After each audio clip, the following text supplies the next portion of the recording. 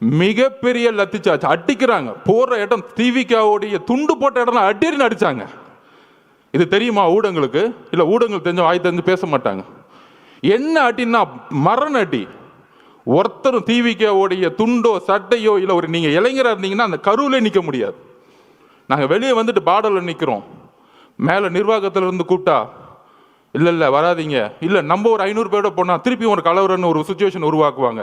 அப்போ நம்மளுடைய டாக்டர் பிரபுலாம் போய் ஹாஸ்பிட்டலில் உள்ளே இருக்கிறாங்க. அங்கேருந்து நாங்கள் ஃபோன் பண்ணி கேட்டுட்ருக்கோம், என்ன ஆச்சு, எத்தனை பேர் இறந்துட்டாங்களா? அங்கேருந்து தகவல் வருது. பெரிய பெரிய ஜட்ஜஸ் இன்னைக்கு போட்டிருக்காங்க, கரூரில் மெடிக்கல் ஹாஸ்பிட்டலில் சரியான உபகரணங்களே கிடையாதுன்னு ரிப்போர்ட் வருது.